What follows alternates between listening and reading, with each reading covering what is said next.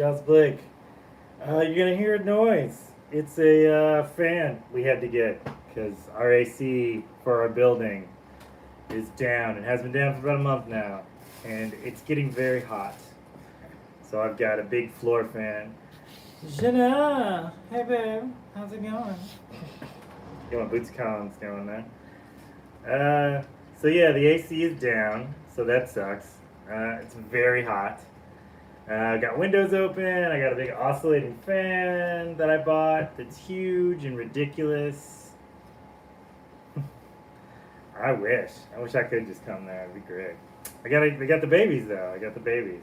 I feel like your giant dog, your giant dog son would disagree with the babies, the cat babies, and they wouldn't like. I don't think they'd go along with him either, honestly.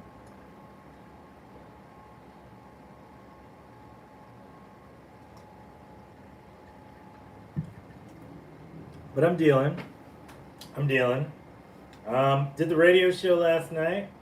It was really good. Lots of the pony would not play nicely. Exactly, the the blonde pony. Um, Radio show was good. Had a bunch of good music playing. It's good morning, Zeph. How are you? Um, they so I'm on the AMP app for those who don't know. Fruit punch from 7-Eleven. I'm drinking fruit punch from 7-Eleven. I also have donuts from 7-Eleven because it's too hot to cook right now. So I'm just not. I didn't feel like I was gonna do that today.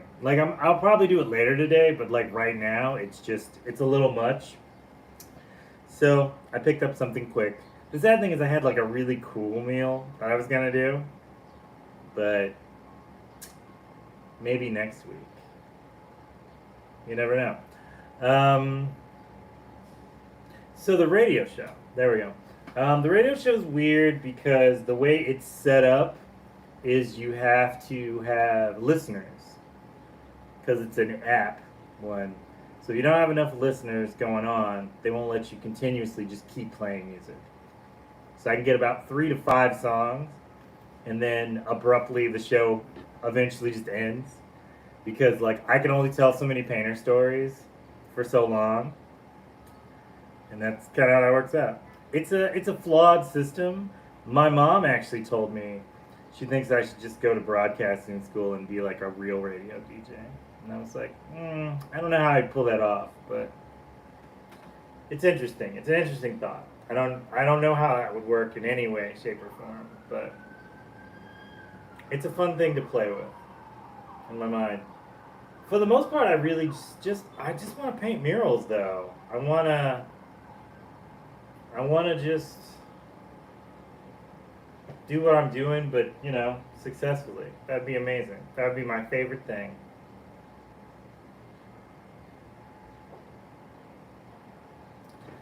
Um, yeah. So right now I'm looking at a bunch of art that I want to do. I've got all these like drawings and sketches and like ideas I want to do, and I can't quite start them as of yet because it's so hot. But now they got this nice, cool fan going. I can probably pull it off. Um, Chocolate glazed donut, the healthiest of healthy considering. Mm. Two of them. Dos. Dois, depending on what language you speak. Um, and yeah, like that's the main thing I'm kind of working on. I got some bigger pieces I want to put up. I wanted to go bigger, but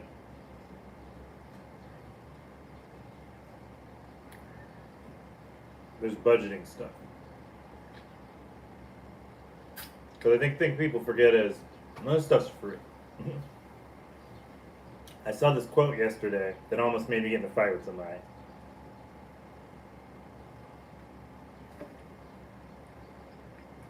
Where they said, when the rent is due, everybody's an artist until the rent is due, which I thought was the most obnoxious thing to say. No sprinkles. I don't want sprinkles.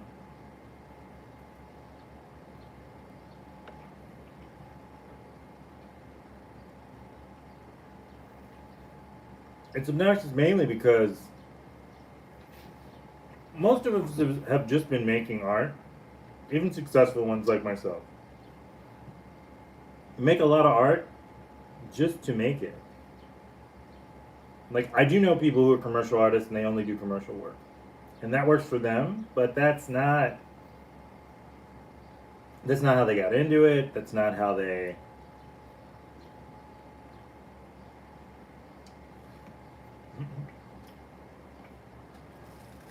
that's not how everything got started, you know?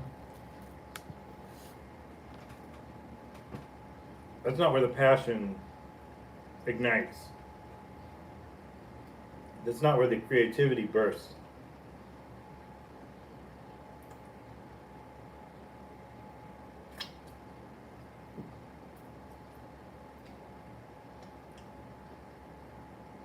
And I told them as much. I was like,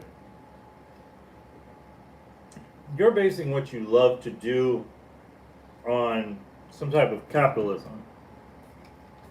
And that's not really how that works. Like, you sing in your car to music loudly and dance and do whatever, not because you're being paid for it, because you enjoy doing it. I mean, it'd be nice if somebody wanted to cut you a check for singing in your car.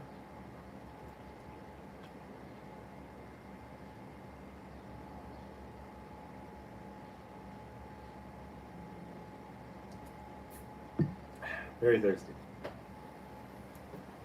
But it's the same way with being an artist. Like, you paint, you draw, you write, you act, you sing, you do all these things. And they're strongly related to you're passionate what you do. Like, you want to do these things, you want to perform, you want to lean into your passions. The concept that, you know, it has to be profitable in order for it to be something that you do is this really sad concept that I feel like a lot of people who don't create try and push onto other people. It's like, oh, but can you make money at it? And it's like, well, that may not be the point, though. Like, we link so much to capitalism on this idea that it's like, can you make a living doing it? And it's like, but there's so many things that other people do. Like, you go to baseball games, you're not making a living at going to baseball games.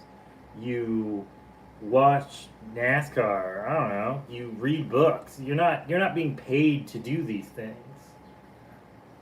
You walk your dog, you teach your dog how to sit and shake hands, and your cats to rudely ignore you and pretend like you're an inconvenience to them, and etc.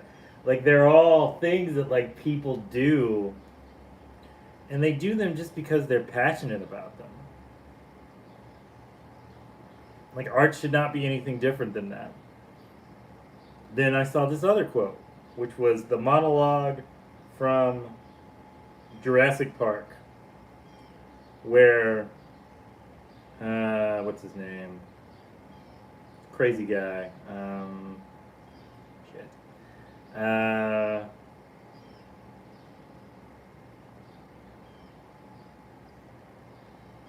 It's coming to me. I swear. I swear it's coming to me. He did like The Fly, and he did all these other types of things. He's very, like, quirky. I can't remember his name, but he has a monologue where he says, you had all this power and you can't. Jeff Goldblum. Yes, you're both right. That's amazing. You're both right. I love you. I love you.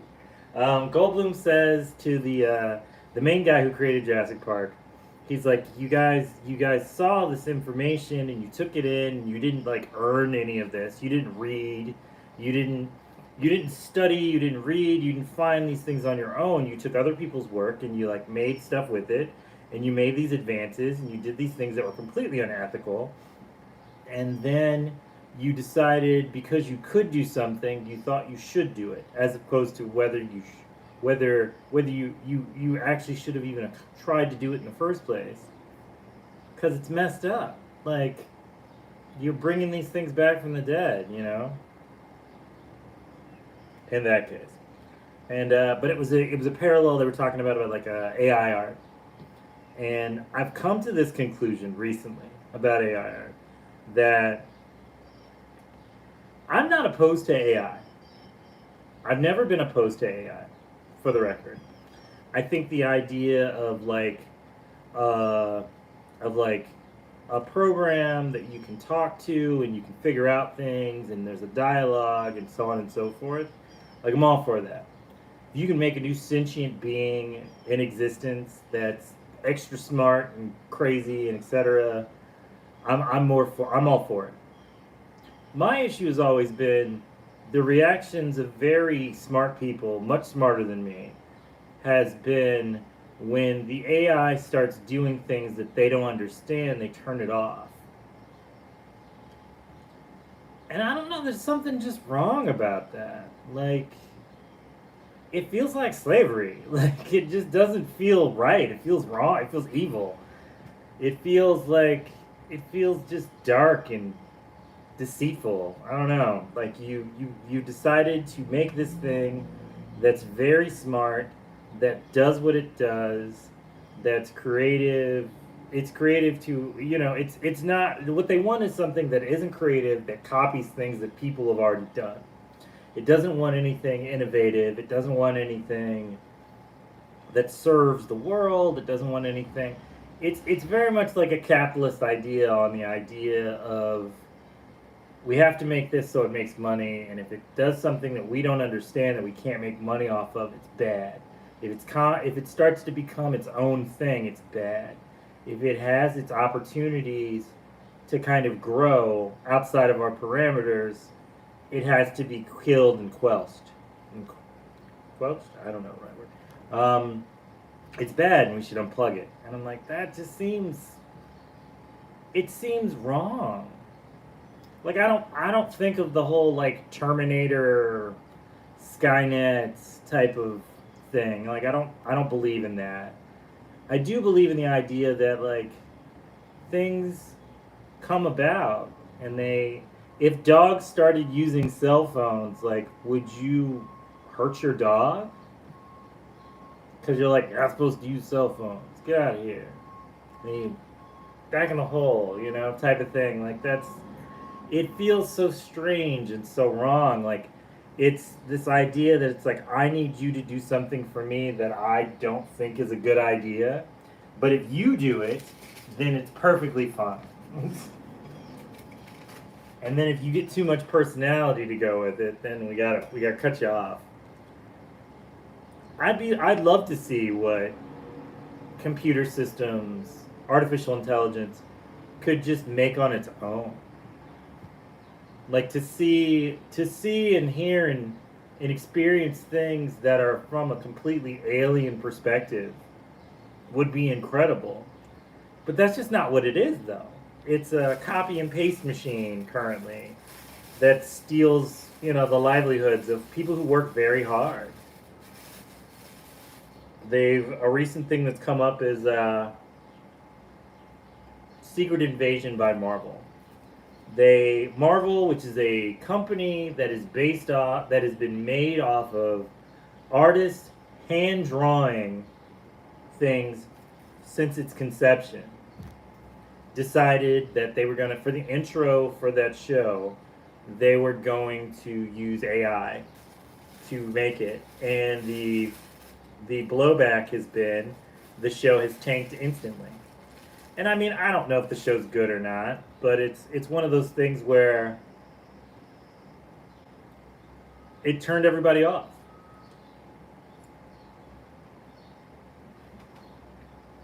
Actors are mad, directors are mad, artists are mad, fans are mad. Like, I may never watch another Marvel thing again. Because I don't need it in my life. I think that's kind of the weird thing about a lot of things that companies do that are kind of messed up. We don't need these things.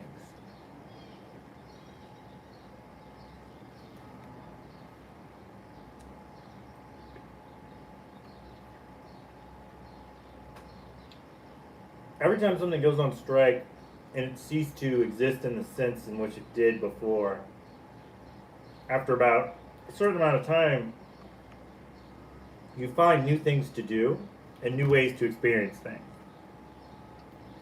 And you realize, maybe I don't need this. And then it comes back. And some people run to it like it's water in the desert. Hello. But other people, what's beneficial in the program at work doesn't humans can't do. No, I agree with you. Most of the stuff that it should do is stuff that people are unable to do. You know, the incredible smart aspects as well as the incredible physical aspects that humanity can't reach, you know? Like, it never makes sense to me why they keep talking about sending, stuff to Mars. And I'm like, this is the time where you use AI in something to explore, you know?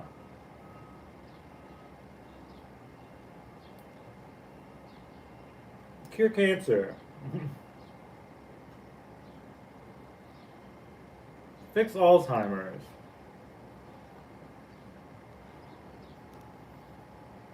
Figure out how to make donor organs that don't fail on people.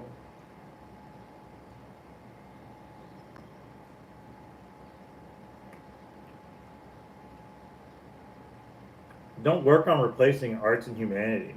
Like what is that? What is the purpose of that? They're like, oh, to save money, and I'm like, most of us just do this because we do it. Even the successful ones of us aren't making millions upon millions of dollars doing this. So when you say you're saving money, it's like, from what?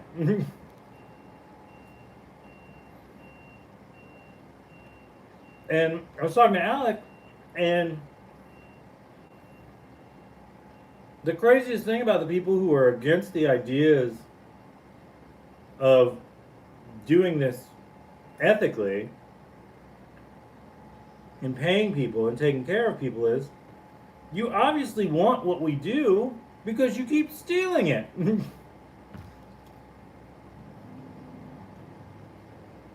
You make all these programs and all these things that are fantastic ways to steal things from people who most likely would have fairly sold them to you. Or maybe they wouldn't. And that's their right because it's theirs. We don't have to be it's that whole thing I said earlier, like, you make things because you want to make them. If you can make money at it, that's great. But it's not the requirement.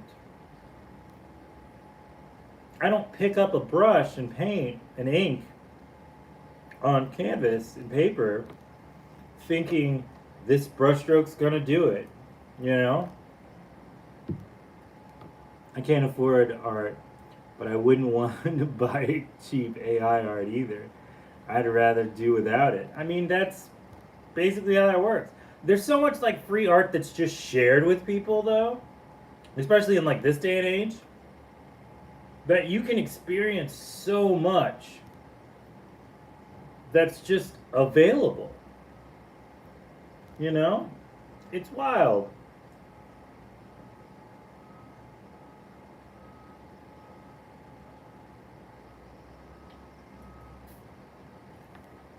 There's so very much that is completely accessible to individuals. And we just have to ask for it. You know? I'll make you a birthday card. You know what I mean? Like, it's that type of thing. There's a thing called Fiverr, which is hit or miss, to be honest. But Fiverr is a perfect example of if you want something done There is someone out there who will do it for you for $5. You know, it's not impossible. They'll make you whatever. It might not be the greatest thing in the world because you're only paying $5, but it is available to you. It feels like it's just like a lesson in kindness that some people have forgotten. So I don't know. Alright, Galaris. I have ranted about this long enough. I love you very much. I have to go record a podcast. I have to work on some art stuff. I have to run some errands. I love you. Stay cool. Stay safe. And I will talk to you next week. This has been Jaws Blake. This is Pander's Breakfast. And ciao. Pander out. Bye. Do. Mario Brothers. No.